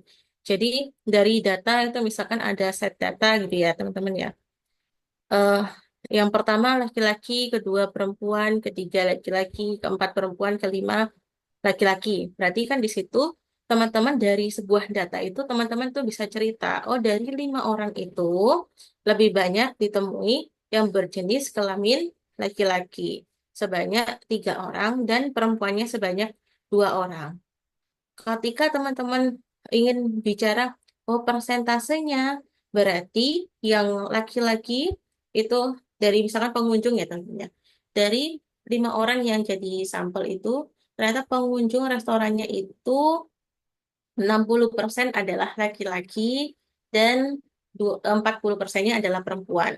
Nah, di situ teman-teman bisa pakai yang pie chart ini, gitu ya, pakai yang diagram lingkaran ini, gitu ya. Jadi nanti akan terlihat bahwa 40% perempuan dan 60% laki-laki seperti itu. Terus box plot ini ya teman-teman ya. Box plot ini juga sering dipakai ya teman-teman. Biasanya kalau yang box plot ini itu teman-teman juga bisa kan kalau di Excel itu biasanya ada ya teman-teman ya. Jadi yang bagian atas sendiri gitu ya. Yang di atas sendiri itu adalah nilai tertinggi ya maksimal. Terus di bawah itu nilai minimalnya. Terus yang menjadi batas bawah gambarnya itu teman-teman ya, itu merupakan Q1. Terus yang ada garis di tengah-tengah gambar itu Q2 atau medianya. Terus kalau yang garis putus-putus itu meannya itu ya teman-teman ya. Terus yang garis atas, yang atas diagramnya itu merupakan Q3 seperti itu. Tuh kalau box plot cara bacanya ya teman-teman. Jadi itu dari ukuran pemusatan data kita buat jadi box plot. Nah kalau histogram ini biasanya yang datanya itu ada rentangnya gitu ya teman-teman ya. Misalkan ada di rentang umur 0 sampai 5 tahun ada sebanyak 2 orang. Terus 6 sampai 9 tahun 4 orang. Nah itu biasanya penyajian datanya itu pakainya histogram. Kalau scatter diagram atau scatter plot itu teman-teman biasanya untuk melihat bagaimana persebaran datanya gitu ya. Ada di tempat yang atas atau di bawah gitu. Itu. Selanjutnya yang tabel. Kalau analisis yang tabel untuk analisis deskriptif itu yang biasanya yang banyak adalah tabel frekuensi dan frekuensi tabel atau kontingensi tabel ya, cross tab ya teman-teman ya. Bedanya kalau frekuensi tabel ini biasanya subjeknya cuma satu gitu ya. Contohnya moda transportasi ya di sini ya. Ini saya ambilnya moda transportasi kalau misalkan teman-teman mau ke kampus itu ya. Misalkan dari sampelnya sebanyak 30 orang. Berapa orang sih yang dia itu naik mobil ke kampus? Oh, ternyata ada 14. Terus yang naik sepeda itu ada 6 orang. Yang berjalan kaki 5 orang. Yang naik angkutan umum itu ada 5 orang. Nah, itu bisa disajikan seperti ini ya. Jadi bisa melihat frekuensi tabelnya dari setiap transportasi yang ada, berapa yang menggunakan. Seperti itu. Lalu yang kedua, kontingensi tabel atau cross tab. Kalau cross tab ini biasanya teman-teman adalah ketika ada dua eh, subjek gitu ya. Contohnya di sini ada terkait dengan moda transportasi dan tujuannya gitu ya. Kalau di sini contohnya moda transportasinya ada mobil, berjalan kaki, naik transportasi umum ataupun naik sepeda. Kota yang akan dituju, misalkan ini tempat kantornya gitu ya. Ini ada namanya kota Detroit sama Cleveland gitu ya teman-teman ya. Nah, yang bekerja di kantor di kota Detroit, yang naik mobil ada 6, yang di Cleveland ada 8. Nah, di sini kita bisa melihat perbandingannya kan jadinya teman-teman. Oh, lebih banyak ternyata lebih banyak yang di Cleveland ya daripada di Detroit kalau dari masing-masing 15 sampel itu tadi. Nah, jadi kita bisa melihat dari sisi permoda transportasi, dilihat dari wilayahnya, atau kita bisa melihat dari masing-masing wilayahnya menurut moda transportasi. Jadi pembacaannya itu bisa dua arah gitu teman-teman ya kalau pakai cross tab seperti itu. Lalu selanjutnya,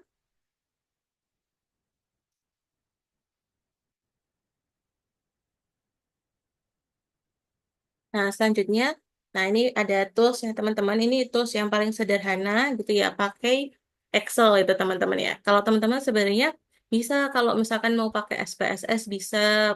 Pastinya teman-teman udah jago-jago ya mau kalau ngolah data. Yang paling gampang itu kalau paling dasarnya adalah pakai Excel gitu ya. Kalau misalkan kita menghitung secara manual, tadi kan sebenarnya memang ada rumusnya gitu ya teman-teman ya.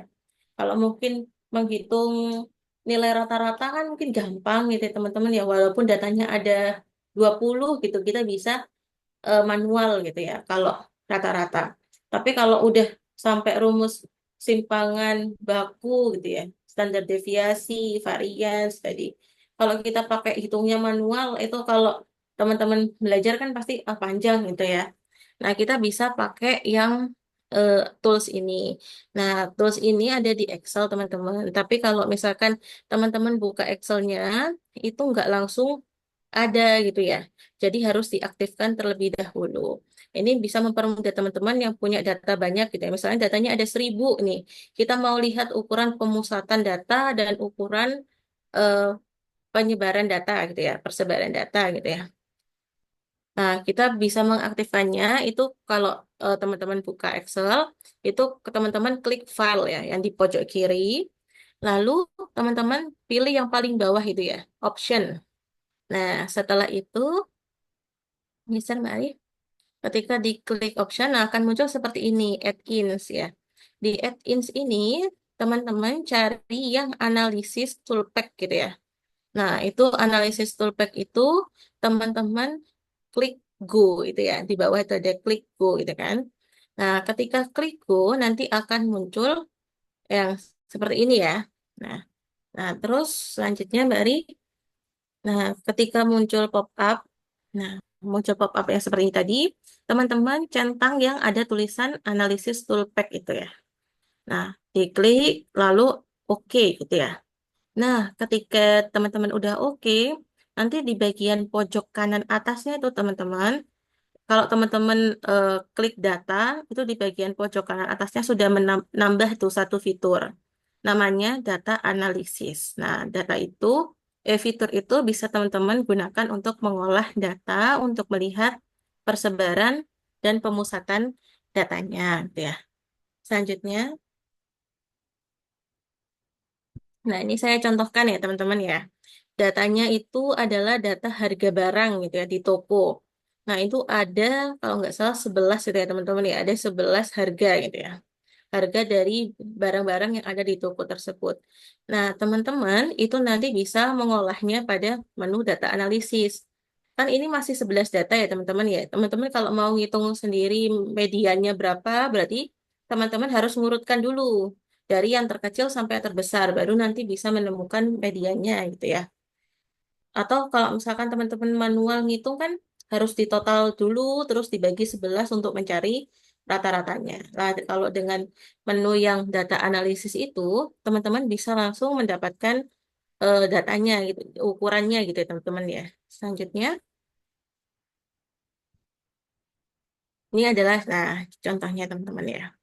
Jadi, tadi caranya itu adalah teman-teman klik yang data analisis tadi ya.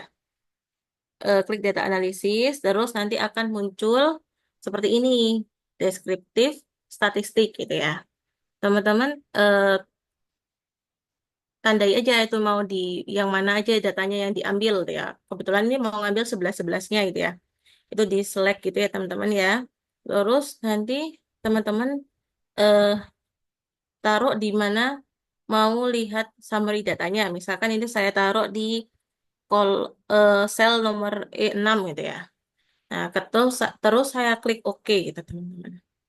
Selanjutnya akan muncul hasilnya seperti di slide selanjutnya. Nah, ini teman-teman. Langsung muncul gitu ya. Meannya itu berapa, terus mediannya berapa, modusnya berapa gitu ya. Standar deviasinya berapa, variansnya berapa gitu ya. Range-nya berapa, minimum berapa, maksimum berapa gitu ya. Terus jumlah datanya ada berapa. Nah, di sini langsung muncul teman-teman. Jadi teman-teman nggak usah manual ngitung atau pakai rumus yang kayak eh, sama dengan sum range-nya berapa itu nggak usah ya teman-teman ya, nggak usah satu-satu kayak gitu karena teman-teman bisa pakai yang kalau paling gampangnya pakai Excel itu pakai yang add-ins tadi, terus teman-teman nambah tools yang namanya fiturnya data analisis akan muncul seperti ini. Jadi dari sini teman-teman langsung bisa cerita nih, oh data tadi harga barang di toko, misalkan toko A itu harga paling murah dari barang-barang tersebut adalah harganya sebesar Rp3.000. Terus dari 11 barang itu tadi yang saya lakukan observasinya, harga yang paling mahalnya adalah 21.000 ya teman-teman ya. Di mana harga 21.000 itu ternyata selain menjadi harga maksimum juga menjadi modus gitu ya teman-teman. Karena ternyata dari 11 barang itu 9 barang harganya berbeda-beda. Tapi ada 2 barang yang harganya sama yakni 21.000. Maka dari itu modusnya adalah 21.000. Terus dari 11 data itu medianya itu ternyata nilai tengahnya itu di angka 9.000 gitu ya setelah diurutkan. Terus standar deviasinya itu sebesar 6.600 nih.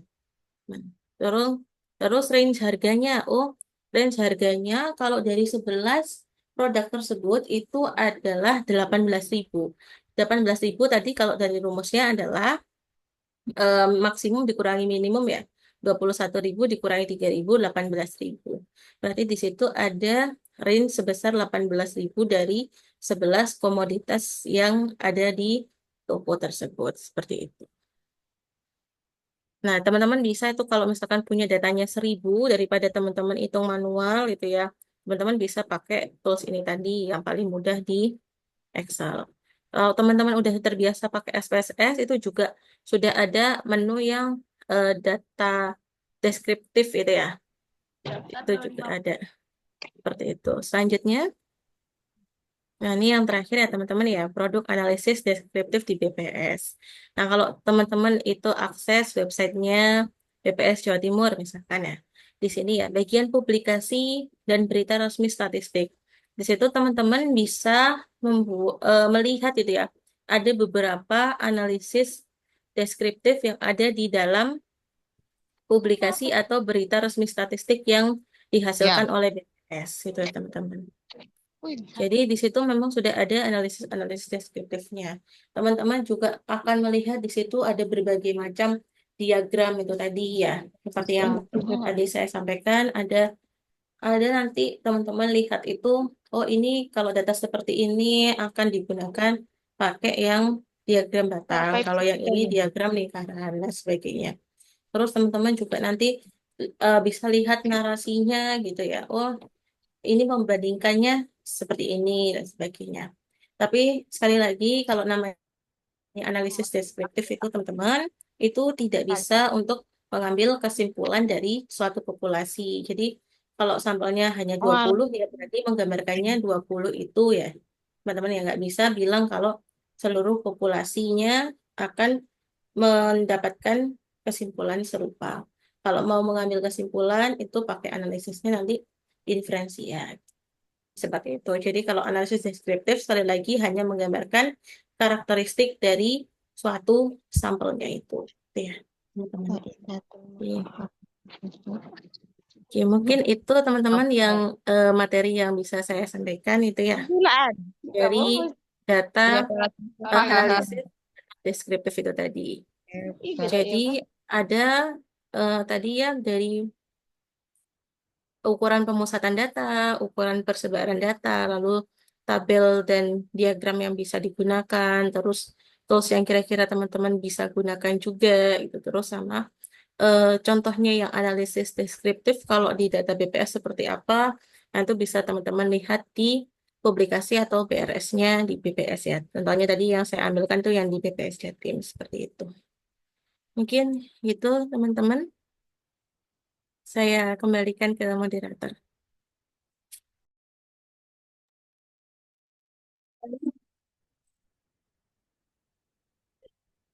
Saran yang sangat ini dan mengingatkan.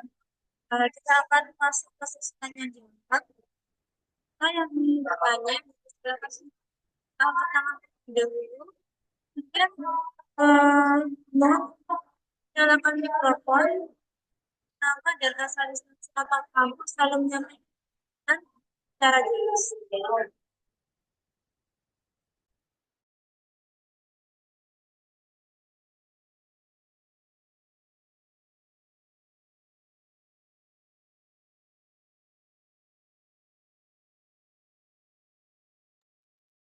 Eh, Teman-teman boleh tanya, ada yang belum paham.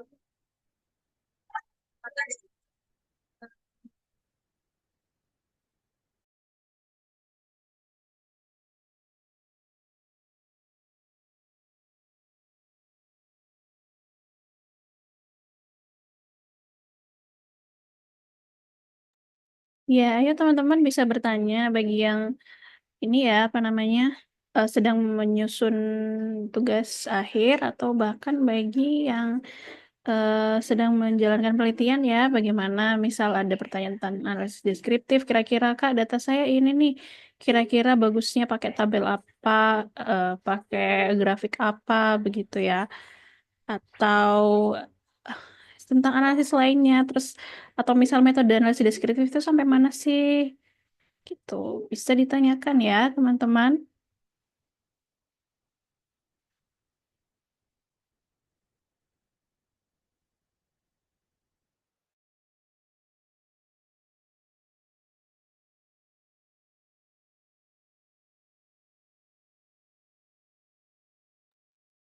Ada yang tanya link absensi ya, link absensi akan dibagikan kapan?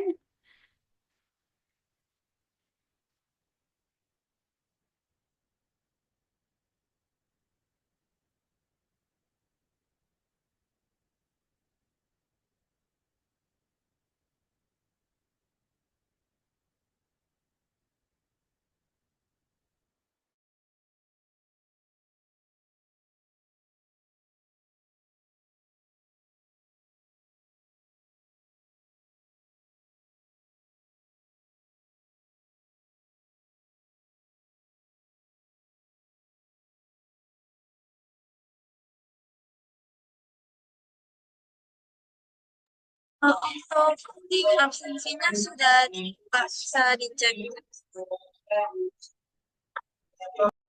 Oke, link absensinya sudah bisa diakses ya. Monggo teman-teman bisa absen dulu biar dapat sertifikat ya.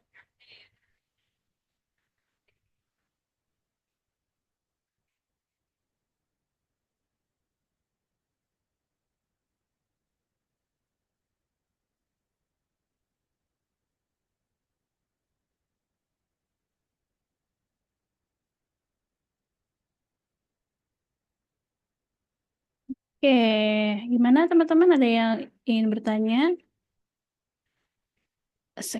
seputar materi tadi ya, analisis deskriptif? Atau kira-kira ada yang mau share ini kalau yang sedang penelitian mungkin udah sampai mana analisisnya atau ada yang bingung analisisnya begitu, boleh ditanyakan.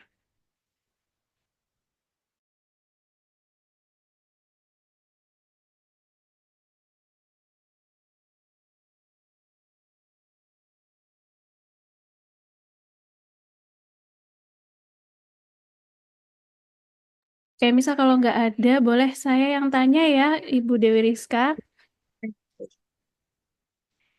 Iya, jadi mau tanya, biasanya kesalahan-kesalahan di analisis deskriptif itu seperti apa ya? Yang misalkan kita kan pengennya analisis deskriptif itu kan bisa mendeskripsikan data begitu ya. Kita pengen tahu gambaran datanya kayak gimana. Kira-kira data kita tuh condong ke kanan apa ke kiri, condong ke angka berapa begitu ya. Tapi kira-kira kesalahan yang dilakukan analisis kesalahan yang dilakukan pada saat analisis deskriptif itu yang kira-kira justru tidak menggambarkan datanya itu seperti apa, Ibu Dewi Rizka?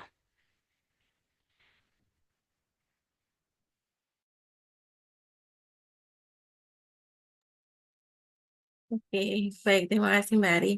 Jadi, kesalahan dari analisis deskriptif itu ya, itu banyak sih. Karena kalau misalkan kita mengambil datanya itu kan, data itu belum dilakukan ini ya, cleaning data gitu misalkan. Masih banyak yang datanya itu berupa data outlier seperti itu ya. Terus kita bisa langsung mengambil kesimpulan tadi dari misalkan ambil ukuran pemusatan datanya itu merupakan mean atau rata-rata. Pada tadi disampaikan bahwa kalau ukuran pemusatan atau mean itu atau rata-rata itu tidak robust ya dia kalau dari adanya outlier.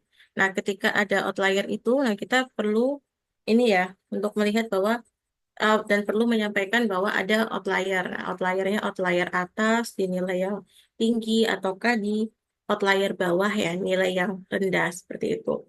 Jadi ketika kita mau mengambil rata-rata itu nantinya akan menggambarkan dari sampelnya itu tadi. Atau kalau gitu berarti ukuran pemusatan datanya kita coba cari yang lain gitu. Misalkan datanya penuh dengan eh, ini ya outlier itu ya. Jadi bisa misalkan tadi pakainya median seperti itu. Jadi nanti ketika kita melakukan ingin melakukan analisis deskriptif itu bisa mengambil karakteristik yang memang sesuai gitu ya dari data yang ada gitu ya. Terus itu tadi ya langsung menarik kesimpulan secara langsung tidak melihat bagaimana pola datanya seperti itu ya atau keadaan datanya. Terus selanjutnya itu yang kesalahan umumnya itu langsung menarik hubungan sebab akibat gitu misalkan. Oh kalau yang seperti ini yang A disebabkan oleh B gitu misalkan. Padahal kalau analisis deskriptif itu kan tidak bisa yang seperti itu ya, membuat prediksi gitu kan nggak bisa ya. Itu harus pakai uji statistik yang lebih lanjut gitu ya, pakai analisis inferensial. Tuh teman-teman. Terus kurang konteks gitu misalkan teman-temannya kurang kurang tahu gitu oh konteks dari pembahasan ini seperti apa gitu. Misalkan di ada kelas itu ya ada kelas ABC gitu ya. Nah, rata-rata di kelas A itu tinggi gitu misalkan. Terus rata-rata kelas B dan kelas C itu tadi sebenarnya nggak terlalu tinggi, tapi teman-teman langsung mengeneralisir bahwa memang rata-rata dari satu sekolah itu adalah tinggi semua gitu, tanpa mempertimbangkan rata-rata dari kelas lainnya itu tadi. Jadi karena analisis deskriptif itu sekali lagi tidak bisa mengambil kesimpulan itu tadi ya teman-teman ya. Kadang-kadang itu langsung, oh kalau yang rata-rata kelompok ini tinggi, oh berarti semua rata-ratanya tinggi, padahal tidak seperti itu. Nah itu jadi salah gitu ya teman-teman ya. Terus salah yang sering salah lagi mungkin yang kesalahan dari penyajian data gitu ya. Penyajian datanya kurang jelas itu atau nggak lengkap itu ya. Jadi interpretasinya itu sulit gitu ya ataupun keliru gitu teman-teman ya. Contohnya di diagramnya itu tidak dituliskan judulnya gitu ya. Jadi ketika ingin melakukan interpretasi jadi bingung lagi harus mencari lagi oh tadi yang saya tulis itu datanya tentang apa ya gitu. Terus atau skalanya itu nggak tepat itu teman-teman ya. Itu juga bisa terjadi. Jadi nanti ketika melakukan analisis deskriptifnya itu akan ini ya ada banyak kesalahan itu tadi. Jadi perlu buat memahami data itu tadi teman-teman, datanya jenis datanya apa, terus kalau jenis datanya sudah tahu, sumber datanya dari mana gitu ya, supaya kita tuh bisa tahu konteksnya, terus variabel-variabel apa yang digunakan gitu ya. Terus kita harusnya pakai eh, diagram atau pakai apa itu teman-teman bisa ini ya, bisa dipahami lagi gitu ya. Jadi nanti kesalahan-kesalahannya itu bisa dihindari. Terus kalau analisis deskriptif ini memang kecenderungannya lebih membutuhkan wawasan gitu ya teman-teman ya.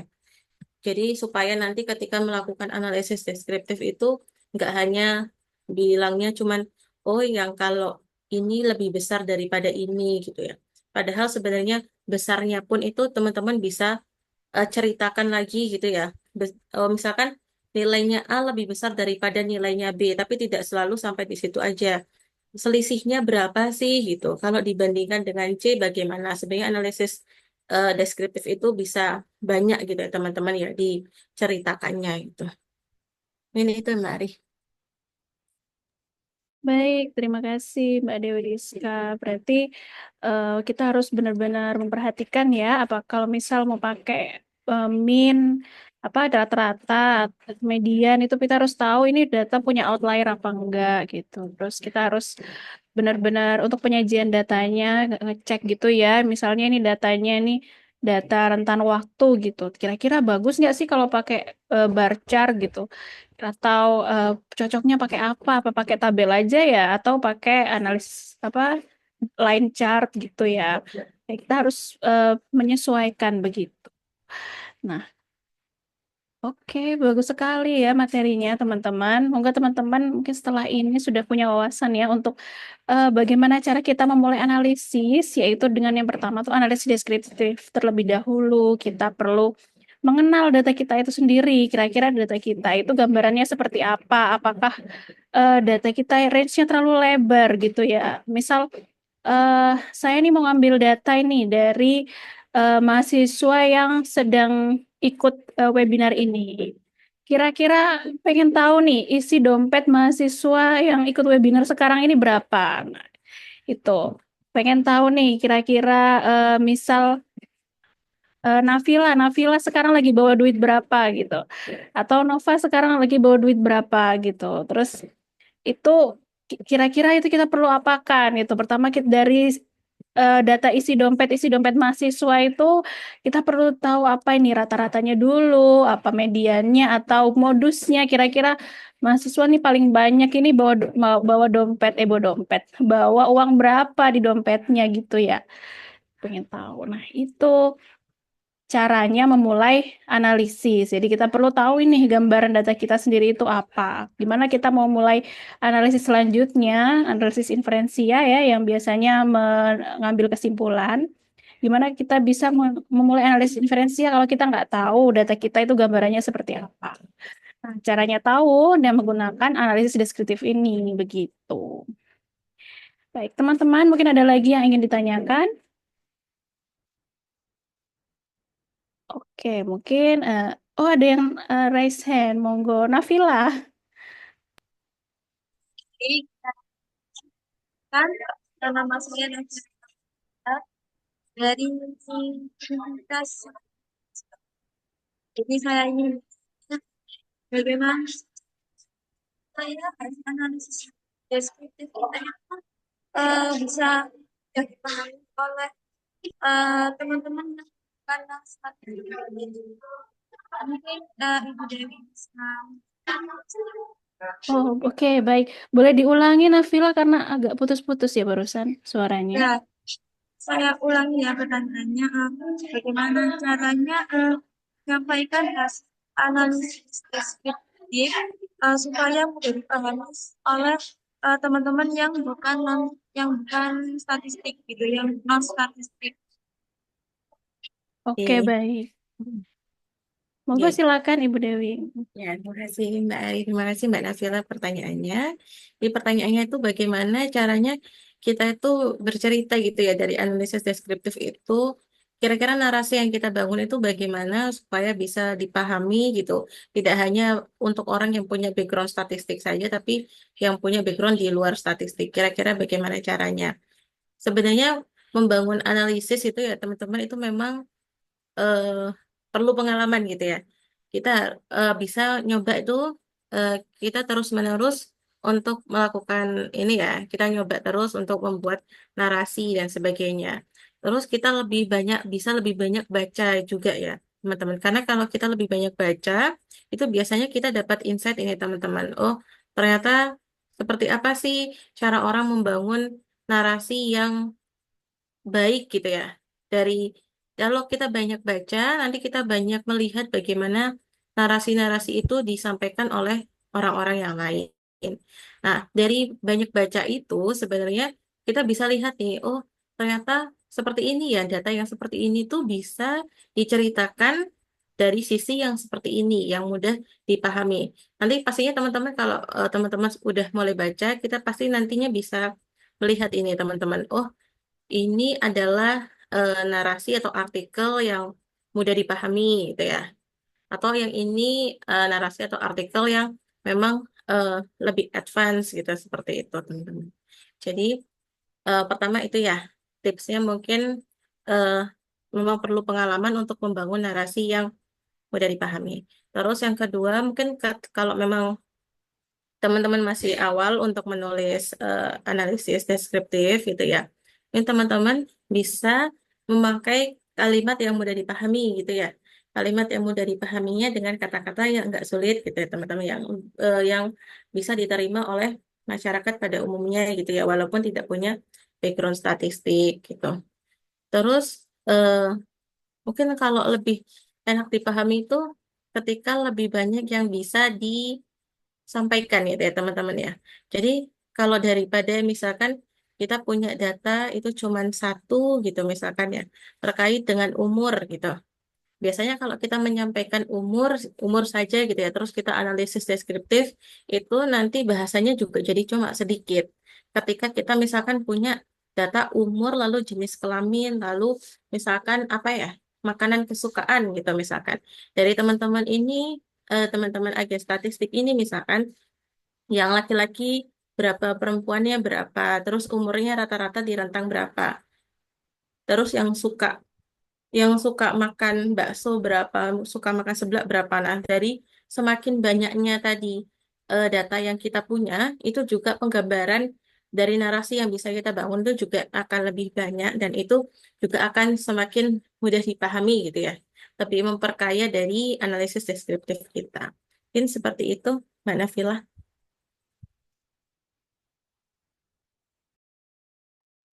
Oke, baik. Terima kasih. Mungkin begitu ya jawabannya Mbak Nafila. Apa ada tanggapan? Cukup ya, terima kasih. Iya, sama-sama. Baik. Kalau begitu, mungkin karena sudah tidak ada pertanyaan lagi ya. Oke. Bagaimana Mbak Nafila selaku moderator?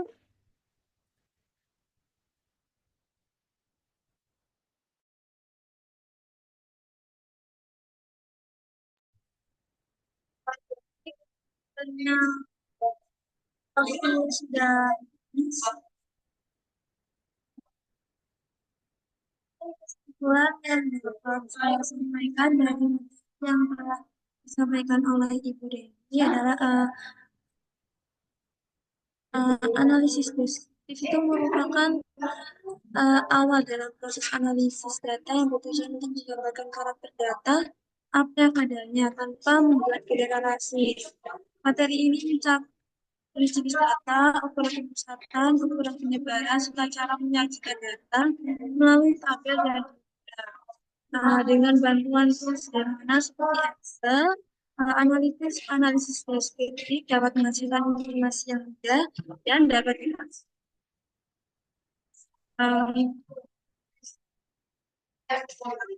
Jadi dengan kita memahami analisis deskriptif ini, kita hanya bisa membaca data, tapi juga mengintegrasikannya secara sederhana, baik untuk penelitian, pengambilan data, maupun praktis sehari-hari. Semoga ya ilmu yang kita peroleh hari ini dapat menambah wawasan dan menjadi bekal dalam mengolah data ini. Terima kasih sebesar-besarnya kepada Ibu Dewi atas ilmu yang kami berikan, dan juga kepada seluruh peserta yang sudah hadir datang di rangkaian acara dari awal hingga akhir. Semoga ilmu hari ini dapat bermanfaat dan bisa diaplikasikan di kehidupan sehari-hari maupun di kehidupan pekerjaan kita. Sampai jumpa di webinar selanjutnya. Wassalamualaikum warahmatullahi wabarakatuh. Terima kasih Ibu Dewi. Terima kasih Mbak Nafila, terima kasih teman-teman semuanya. Mohon maaf tadi banyak kendala ya.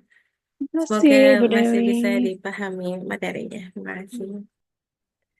Terima kasih, Bu Dewi. Terima Ya, kasih, Mbak. teman-teman. Maaf, sebelumnya mohon izin masuk dulu. Ini ada sesi yang terakhir untuk foto bersama ya. Maksudnya izin mohon untuk para audiens untuk mengaktifkan kameranya karena akan dilakukan sesi dokumentasi.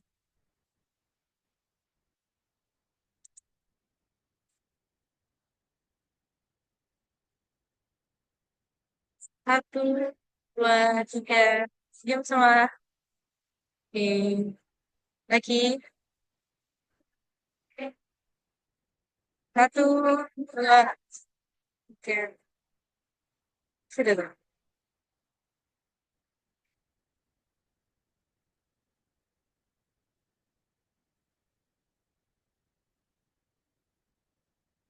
Sekali lagi.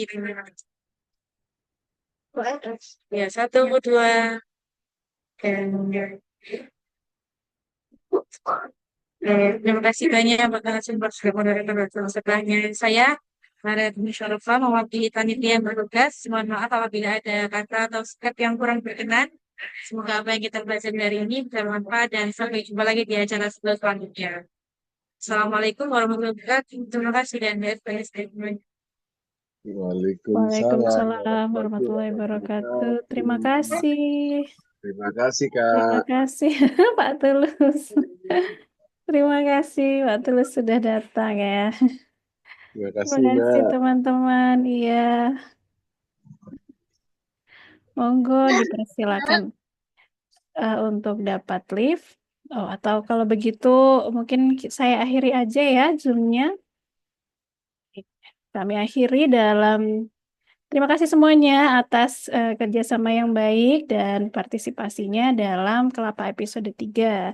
Kami mohon untuk dapat mengisi daftar hadir ya dan memberikan feedback yang membangun bagi episode kita selanjutnya. Baik, wassalamualaikum warahmatullahi wabarakatuh. Saya akhiri dalam 3, 2, 1.